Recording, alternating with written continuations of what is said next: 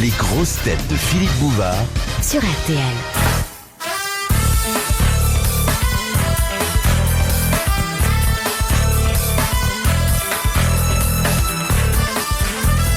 Bonjour, Jean d'Ormesson, qui est le plus guéluron des interlocuteurs cultivés, ou si l'on préfère le plus cultivé des guélurons, a trouvé le moyen de publier un bouquin de 430 pages où seules quelques dizaines de lignes sont de sa main.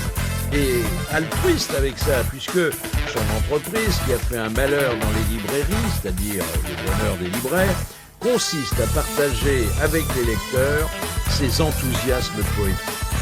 Chemin faisant, Jean d'Ormesson confie son admiration pour Chateaubriand, avoue qu'il aurait voté pour Aragon s'il s'était présenté à l'Académie française, et récite de mémoire tous les vers qui l'ont charmé.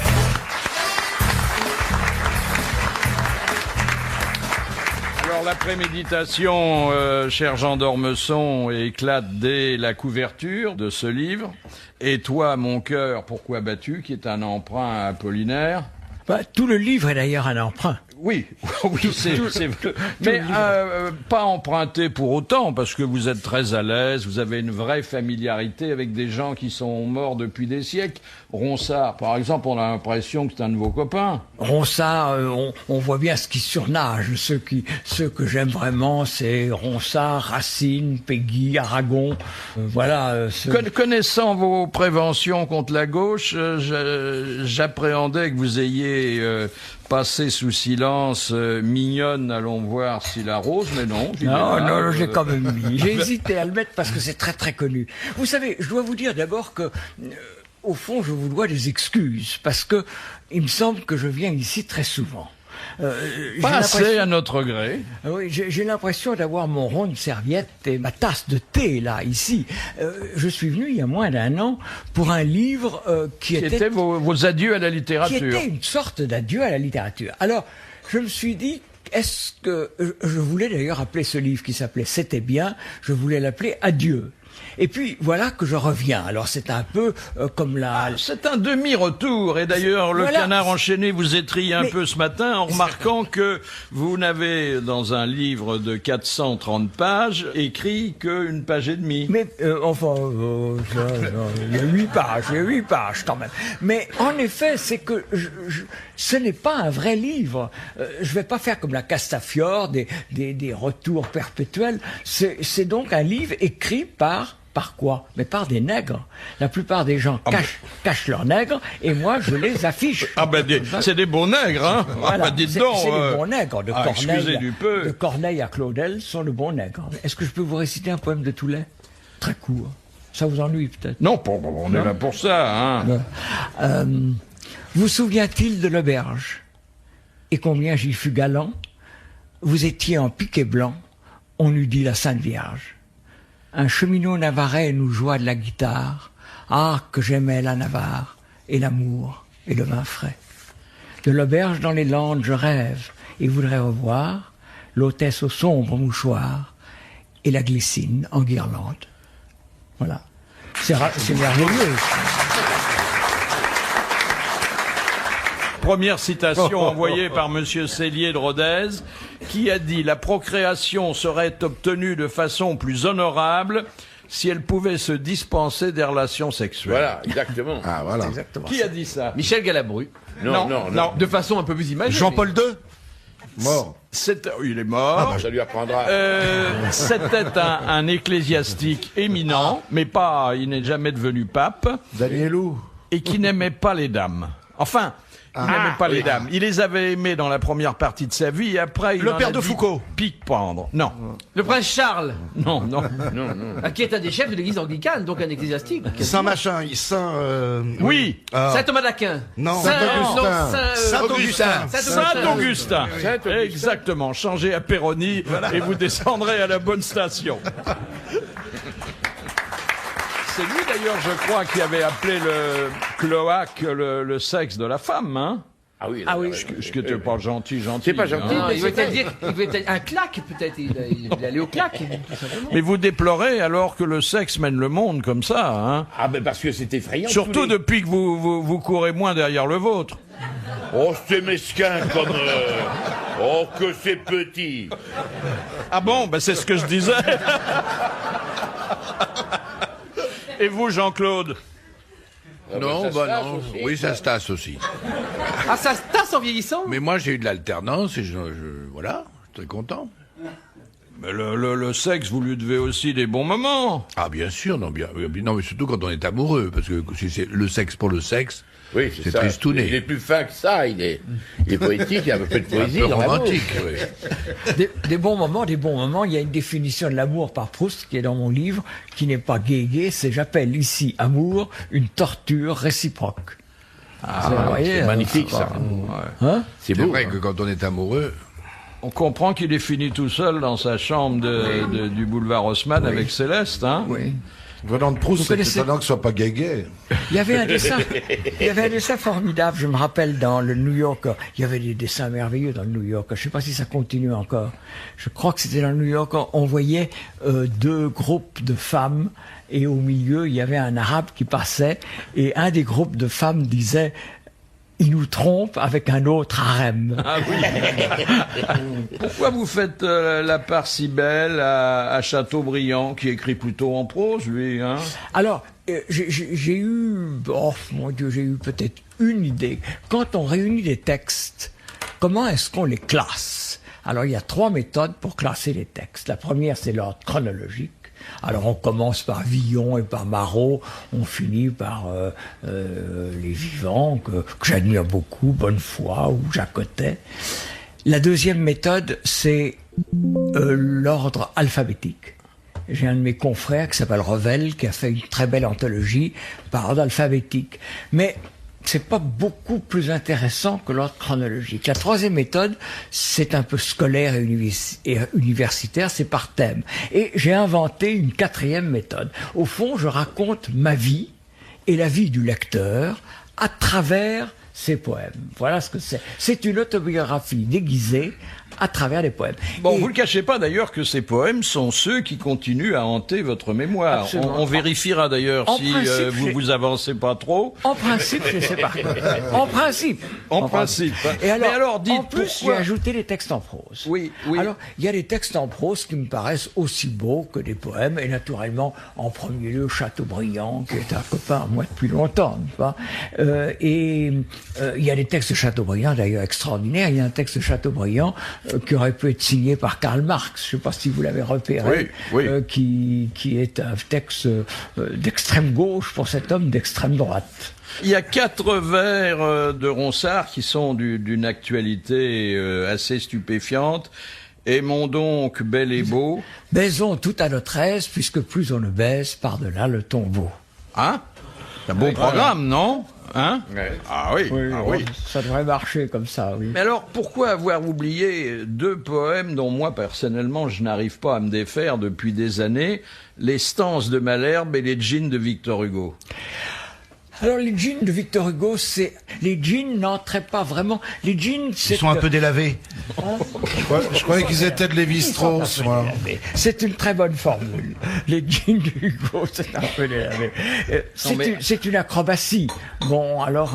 Ah oui, mais attendez. bon, c'est une bonne... Oh, il y a C'est beaucoup pas de mal. textes qui ne figurent pas. Prophète, si ta main me sauve de ces impurs démons des soirs, j'irai prosterner mon front chauve devant tes sacrés encensoirs. Oui, c'est beau, oui, c'est beau. Bon, c'est je pas ne mal. sais pas par cœur celui-là, puisqu'il n'est pas dans mon Bah non, livre. n'est-ce pas évidemment. Ce qui est dans mon livre, je le sais par cœur. Ce que je sais par cœur est dans mon livre. Et les stances de Malherbe? Et les stances de Malherbe, alors, j'ai écarté et Rose, elle a vécu ce que vivent les roses, l'espace d'un instant, Oui. parce que c'est peut-être un peu trop connu. Ah, mais je pense, et comme ils n'ont plus de sceptre, ils n'ont plus de flatteur. C'est magnifique. C'est magnifique, ça. C'est magnifique, mais ça n'entrait pas, ça n'entrait pas Si exactement vous me dans faites mon plaisir, dessin. comme il y aura une réédition, Ah, je remettez-en une rajouterai petite ça et je bricole. mettrai Hein. pour Philippe Bouvard. Alors une deuxième citation, j'espère que celle-là que j'ai choisie en pensant à vous ne va pas vous faire de peine. Ne cessez jamais de penser à moi. C'est une question de Madame Laporte de Digne. Mais la citation est pas très digne. Qui a dit « Le poème est à la pétasse, ce que le couteau à huître est au mollusque, un moyen de l'ouvrir. Ah ouais. Des proches? Non, D'art, non, Coluche, non, Audiard, non, San Antonio. non. Il est vivant. Il est vivant. Bigard. Non. Pourtant, Kersozon. c'est Kersozon. Ah, oui. Bonne réponse d'Éric Logérias. C'est pas mal quand même comme formule, hein. Bon, naturellement, elle serait venue chez vous. Ah, vous avez vu que on utilise un ordinateur pour éclairer tous les mystères qui entourent l'œuvre de Shakespeare. Parce que on ne sait pas s'il a existé, on ne sait pas s'il a eu des nègres ou pas. On a fait la même chose avec Molière. Avec Molière. Oui, et Corneille. Avec Et Corneille. Vous Et savez Corneille. qu'il y a une longue tradition qui prétend que au moins les grandes œuvres de Molière, Don Juan, Tartuffe, sont de Corneille. Et alors on s'est servi d'un ordinateur. Et vous y croyez, vous? Pierre-Louis, qui est un merveilleux écrivain, il croyait dur comme fer. J'en suis pas sûr, non. Mais enfin, c'est amusant. Mais là, par exemple, on va savoir s'il a tout écrit lui-même ou parce que on a mis dans l'ordinateur absolument toutes ces phrases, tous ces mots. Mais enfin, comme ce sont des Américains qui font ça. Oui, alors là. Oui, là, non. Vous connaissez la formule, d'ailleurs, je ne sais plus qui disait, Shakespeare n'a jamais existé, ses œuvres ont été écrites par quelqu'un qui se disait appeler Shakespeare. Alors ça, c'est une découverte scientifique. Les harengs conversent entre eux. Les harengs, pas ceux qu'on rencontre à Pigalle. Non. Les vrais harengs. Oui, j'ai vu ça, oui. Les harengs bavardent entre eux à l'aide de flatunences qui expriment C'est leurs normal, le états hareng d'âme. sort. C'est étonnant quand même, hein, Ouais, ouais. Ah oui, c'est détonnant. Bah alors, je connais des harengs. qui flatulent. Alors ça m'a donné envie, Jean d'Ormesson, de vous faire entendre une improvisation très flatulente, mais je sais que c'est un sujet que vous ne fuyez pas, et c'est naturellement au crédit de Jean-Pierre Coff qu'il faut l'inscrire. Mais il y a toujours ce mauvais réflexe des gens qui osent pas péter. Mais il n'y a pas de honte à ça. Pas du tout. Et figurez-vous que j'étais dans un hôtel à Nancy, dimanche soir. Je rentrais d'une journée de travail, très joli ascenseur en bois, très élégant, et j'allais au 4e. J'étais seul, je rentre dans l'ascenseur, et là, je me lâche. Mais c'est d'une façon... J'avais presque honte, et pourtant, je suis pas boudeur, hein, en face du truc. Et là, vous l'avez bien senti. Je les envoie, des perles qui arrivaient les unes derrière les autres. Et ça sentait, c'était insupportable d'odeur. Moi-même, qui suis pourtant très friand de ma propre odeur, là, j'étais presque gêné. 2e étage, arrêt brutal. Quelqu'un rentre. La dame dit bonjour monsieur Coff. Je ne savais plus où me fourrer. Ça sentait tellement mauvais que je ne pouvais pas assumer. Oui, il paraît, on a lu ça il n'y a pas longtemps, j'essaye de me cultiver, que l'homme pèterait beaucoup plus que la femme. Les statistiques l'attestent. Mais c'est C'est-à-dire une curiosité, d'ailleurs c'est heureux, parce que la femme, c'est quelque chose de poétique, et c'est quand même embêtant de sortir avec une beauté qui, à un moment donné, ça défrise, quoi. Mais la femme se gratte beaucoup moins que l'homme aussi. Ça y est, nous voilà partis, alors là... J'ai de nouvelles histoires, mais alors qui sont différentes, mais qui sont très belles. Il y a une histoire que j'adore, c'est Mae West. Vous savez, Mae West était très opulente, comme ça. Elle était très belle. on avait donné son nom à une bouée d'ailleurs. Oui, et vous savez qu'elle avait fait des études de philosophie très poussées. Et chaque fois qu'un journal évoquait ses études, elle l'attaquait en diffamation, atteinte à la vie privée. Et un jour, elle danse avec un monsieur, et elle danse à peu près avec lui, et puis tout à coup elle se recule et elle lui dit: est-ce que vous êtes venu armé ou est-ce que vous êtes seulement content de me voir? C'est une histoire merveilleuse, C'est non? gentil. Et quelle classe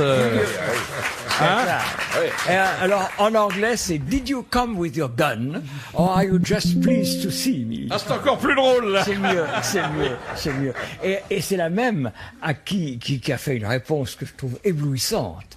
Un journaliste, comme ça, tout ça, ils veulent toujours tout savoir, vous connaissez ça. Il lui dit, combien avez-vous eu de maris? Et elle lui répond, en comptant le mien. Ah, ce que c'est joli. C'est quand même ça. magnifique. Ah, non dedans, c'était une sacrée bonne femme. Vous l'avez connue, vous avez Absolument. tourné avec elle, je non, crois, j'ai pas tourné Jean-Claude. avec elle, mais je suis allé pour le Gala d'Union des artistes en 1976. Elle m'a reçu dans du satin, elle était toute en rose. Elle avait dû Elle être était très... déjà morte, alors? Non, non. Vous a reçu- elle avait dû être très jolie. Mais évidemment, elle était un peu ronde. Ah, bah oui. Ah, Mais oui. très intelligente. On voyait qu'elle était très... Enfin, ça a été un symbole. Elle était très intelligente. Ouais, très intelligente. Très Ouais. Ça a été un Mais- symbole sexuel de son époque. Ah, bah voyons. Mais il y a des mots comme ça merveilleux. Je sais pas si est-ce que je vous ai raconté déjà le mot de Madame de Morny. Vous savez, le duc de Morny, là, le demi-frère de Napoléon III, qui était ministre de Napoléon III, et il avait épousé une Russe qui était une Trubetskoy, je crois, qui était très très belle, et il avait des tas d'aventures avec des tas de Également masculine, dit-on, puisqu'on l'appelait la duchesse. Ah oui, d'ailleurs, ils ont eu une fille qui était tout à fait... qu'on appelait Oncle Max. La fille de Morny, on l'appelait Oncle Max. Et Madame de Morny avait cette formule que je trouve merveilleuse. Elle disait, mon mari m'a tellement trompé que je ne suis même pas sûr que mes enfants soient de moi. Il y avait aussi le type qui était tellement cocu que pour faire l'amour avec sa femme, il était obligé de se déguiser en voisin. Alors, revenons au poète, on s'en est un peu écarté, encore que, À peine. dans Beaux endormis, ça commence bien. Pendant qu'il sommeillait, Ruth, une Moabite, hein, Il cherche la rime. oui, et d'ailleurs, il l'a pas trouvé dans l'avant-dernière strophe. Vous vous souvenez? Gérimadette. Alors il cherche une rime qui aille avec se demandait, je crois, et Ruth se demandait, immobile, ouvrant l'œil à moitié sous ses voiles, et il a inventé une ville qui n'existe pas. Gérimadais. Et qui veut bien dire, j'ai enfin une rime pour ce mot-là. Hein. Et Ruth se demandait, immobile, ouvrant l'œil à moitié sous ses voiles, quel dieu, quel moissonneur de l'éternel été avait en s'en allant négligemment jeté cette faucille d'or dans le champ des étoiles. Ah, dites donc. Oh là. Hein? Vous aimez beaucoup Verlaine, et c'est normal, parce que bon, c'est vrai qu'on peut tout apprendre et tout retenir de Verlaine. Hein, J'arrive tout couvert encore de rosée, que le vent du matin vient glacer à mon front. Souffrez que ma fatigue à vos pieds reposés, rêve des chers instants qui la délaceront. Sur votre jeune sein, laissez rouler ma tête, toute sonore encore de vos derniers baisers, laissez-la s'apaiser de la bonne tempête, et que je dorme un peu, puisque vous reposez. Oh,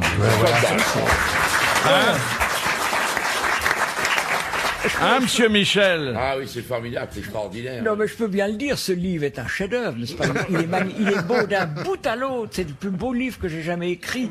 Enfin, c'est le plus beau livre que j'ai jamais publié. Je peux le dire, puisque c'est pas moi qui l'ai écrit. Enfin, Vous avez vos poètes favoris, vous, Jean-Jacques Perroni? Ouais, combien de marins, combien de capitaines Oh, bon, sont partis pour les courses lointaines et n'ont jamais ramené la monnaie. Et vous, Bernard Mabille? Non, pas trop. Il y a le dormeur du Val, je me souviens de ça un petit peu. Patron, 3. Éric Logérias? Ah, moi, je suis un fou de poésie.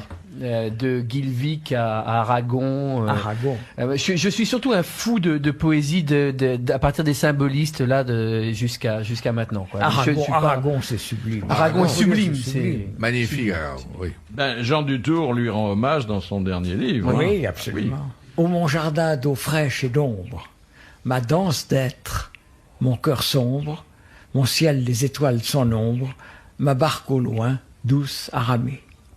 C'est pas trop long, hein? Non, ça va, c'est bien, c'est bien. Et vous, Jean-Claude? Oh, j'adore Aragon aussi. Oui, mais vous le rendez bien. Oui, non. Non, j'ai jamais été le petit ami d'Aragon. J'ai été ami, simplement. Et c'est un homme délicieux et il a écrit des merveilles. Moi, Et j'ai le poème qui vous hante? Verlaine, j'adore. Ah oui. Vous savez, j'ai fait entrer à l'Académie, puisqu'on parlait de l'Académie tout à l'heure, j'ai fait entrer à l'Académie Margot Yourcenar, et j'aurais beaucoup voulu faire entrer Aragon. Et si l'Académie avait élu Aragon, évidemment, son image aurait été complètement transformée. Et Il le souhaitait? Écoutez, je suis à peu près sûr qu'il aurait accepté. Il m'a dit un jour, je vais vous dire un secret, je suis snob. M'a dit Aragon. C'est quand même merveilleux. Alors, vous vous rendez compte si on avait pu... Et pourquoi Charles Trenet n'est jamais entré à l'Académie? Pardon? Charles Trenet n'est jamais entré à l'Académie. Oui, Charles Trenet aurait pu entrer. Oh, mais alors là, Jean d'Ormesson est l'auteur de certains canulars. C'est vous qui aviez proposé Maurice Chevalier aussi, non? Ah non. Parce que... Attendez, non, ça c'était un peu avant moi. Ça c'était méchant. C'est quand même hein. un peu avant moi, Oui. Maurice Chevalier. Mais Trenet...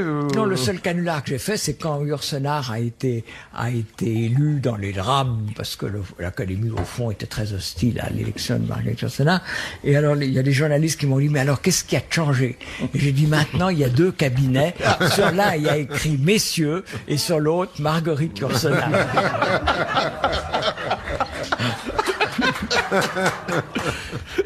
Oui, Verlaine, le ciel est par-dessus le toit. Il y a tout est beau. Tout ce qu'on aime, là. Tout est beau, vraiment. Verlaine. Et vous, monsieur Michel, vos poèmes? Oh, j'en ai pas beaucoup, mais j'en ai un. Si vous permettez, je vais vous le dire. C'est le Soleil vert, mais je le dis parce que j'ai celui qui est à l'envers du Soleil vert, si je puis dire. Alors, Soleil vert, c'est... Enfin, bon, bref, mon âme a son secret, ma vie a son mystère, un amour éternel en un moment conçu, le mal est sans remède aussi, j'ai su le taire, et celle qui l'a fait n'en a jamais rien su, et lisant ses vers tout remplis d'elle, elle dira, quelle est cette femme, et ne comprendra pas. Alors j'ai celui à l'envers de Maurice Daudet, mon âme est son secret, ma vie est son mystère. Un déplorable amour en un moment conçu. Le mal est public, je n'ai pas pu le taire. Dès qu'elle m'a trompé, tout le monde l'a su. Et puisque pour faire le bonheur sur terre, il faut être 2, le 3e parrain est toujours bien reçu. Et lisant ses vers tout remplis d'elle, elle dira « Je connais cette femme » et n'insistera pas. Ah, c'est joli. Vous le connaissiez? C'est très très drôle. Il y a aussi un merveilleux poème d'un auteur de théâtre, l'auteur de La Parisienne, de Beck. Je n'ai rien qui me la rappelle. Pas de portrait, pas de cheveux. Je n'ai pas une lettre d'elle. Nous nous détestions tous les deux. J'ai entendu l'autre jour que vous lanciez un appel pour retrouver l'auteur d'un poème dont vous vous souveniez pas. Est-ce que vous l'avez retrouvé depuis?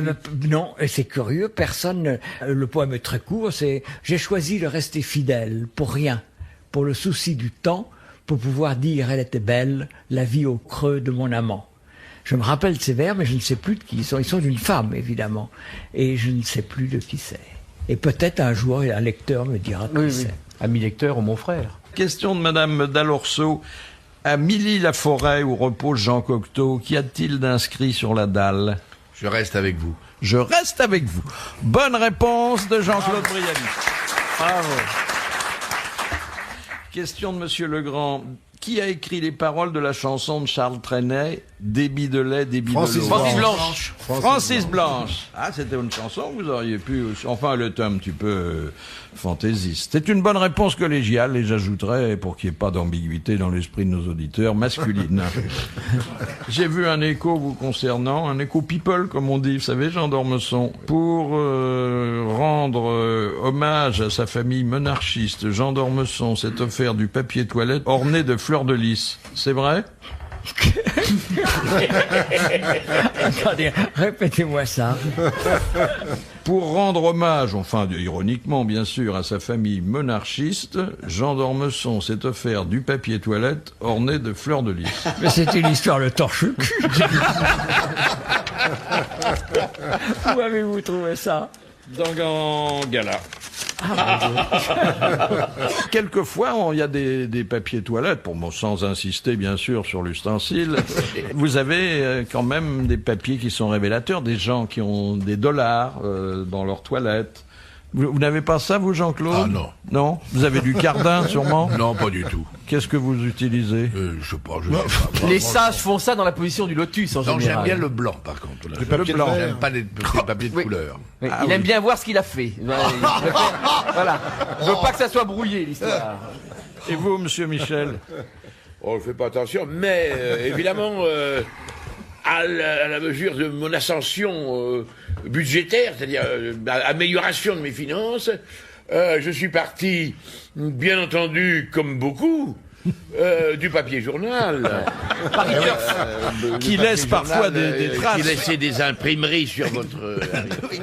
et puis des papiers hygiéniques dits mais bruts, un peu de grain, un peu lourd, jusqu'à l'extrême finesse du papier extrêmement doux, du riche individu.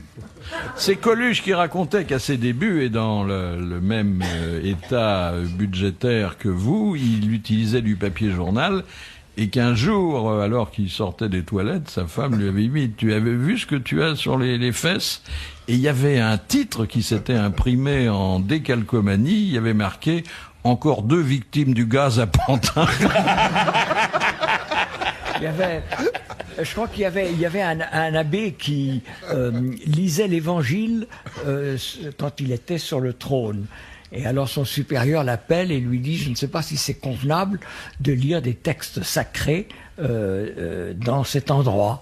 Et l'abbé répond, ce que je fais est pour le diable et ce que je lis est pour Dieu.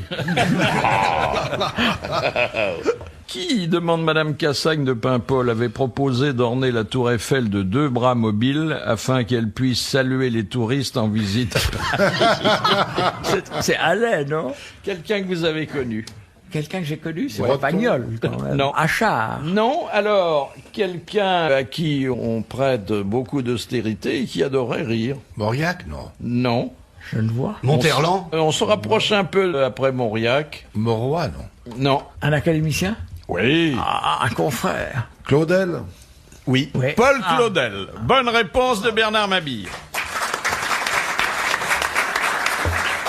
C'était Claudel qui disait « La tolérance, il y a des maisons pour ça. » Vous citez des pu l'appeler anonymes, cher Jean d'Ormesson. Quand on vous voit, on vous aime. Quand on vous aime, où vous voit-on? C'est joli, ça. Oui, de temps en temps, c'est attribué au XVIIIe siècle. de temps Ah en bon, temps. c'est pas entendu au bistrot, c'est... Non, c'est pas entendu au bistrot, non. Oui. Et puis alors, Sioran, jamais plus de 2 lignes, mais qui laisse à penser. J'ai connu toutes les formes de déchéance, y compris le succès. C'est merveilleux. Ah, c'est beau, ça. Et puis, la fameuse phrase de Céline que nous citons de temps en temps ici. L'amour. L'amour, c'est l'infini ou l'absolu, je ne sais plus. L'infini. Mis à la l'infini. L'infini. Mis à la portée des caniches. C'est une horreur, hein. Et alors, il y a une page de citations de Hugo, qui sont des citations un peu comiques. Tout le monde connaît, ces choses-là sont rudes. Il faut, pour les comprendre, avoir fait des études. Et puis, il y a aussi... Dans Chose Vue, les cultivatrices, là, vous vous souvenez pas? Il passe le long d'un champ et il dit des cultivatrices penchées sur la culture, on ne voyait que les 3 premières lettres. C'est très Hugo, ça. Ah oui, c'est un vieux cochon, hein. Et alors, il y a une citation, je ne sais pas si c'est de lui ou si c'est un pastiche. Il dormait quelquefois à l'ombre de sa lance, Roget, mais peu. Une question de Madame Royer. Autrefois, comment les moines qui n'avaient pas d'horloge ou de montre décomptaient-ils le temps? Bah, avec les heures des messes. Pas tout à fait. Il y avait... Un boulier. Non. Un boulier, oui. Un sablier? Non. Hein, avec les lentilles, non? Avec un frère chronomètre qui faisait Non. 1, 2, 3, 4, 5. Tic-tac, tic-tac. Avec les cloches. Non. Non. Le soleil? Et ça leur servait notamment quand ils faisaient certains plats, quand... Le soleil En disant un navet ou un pater. Exactement. Oui. Car 120 patères correspondaient à 1 heure. Voilà. Et donc, pour faire un œuf à la coque... Il faut 4 patères. 120 patères, ça fait un drôle de vestiaire. Hein. Il faisait un canard au navet. Une bonne réponse d'Éric Logérias. Question de Madame Maury. Qu'appelait-on sous Louis-Philippe les tuyaux de modestie? Les tuyaux de modestie. Les préservatifs. Non. Ah, les cordons avec lesquels on appelait les domestiques, non? Enfin, les cornets. Et non. C'est sur le corps humain. Ça se mettait sur une certaine partie du corps humain, mais bon, ça ne faisait pas partie du corps humain. C'était pour les hommes ou pour les femmes? Pour les femmes. Les bas? Les bas avarice? Non. Les gants pour cacher les bijoux? Non. Quand elles étaient indisposées? Non, ne cherchons pas. Les corsets? Hein? Les corsets? Non. Les tuyaux de modestie. Les chaussures? Les talons? Non. C'est sur la tête? Non. Alouette? Le soutien-gorge? Les faux culs, non. Non. Le soutien-gorge? Non. Non. De modestie. De modestie. Tuyaux. Un chapeau? Le mot tuyau doit quand même vous mettre un peu sur la voie. Un mot tuyau. Quand on voit les chapeaux ils avaient Oui. des rouleaux pour cacher les cheveux, non? Des bigoudis? Non, c'est plus bas. C'est plus bas. Vous savez qu'ici, c'est souvent au-dessous de la ceinture, monsieur Brialy. Les bancs Les bourrelets. Les bancs antivarices. Les bourrelets. Non. Les suppositoires? Mais, ça fait pas partie de l'habillement, hein. Elle n'était Pour vêtue que d'un cacher- suppositoire, ça Pour peut être cacher joli. la culotte, c'était des... Pour cacher la culotte, il y avait une espèce de... Les crinolines. L'armure? Là, c'était L'armature. pour le ventre, pour le Il y a sexe. des tuyaux pour tenir des vêtements là, tout autour de. Les petites chaussettes.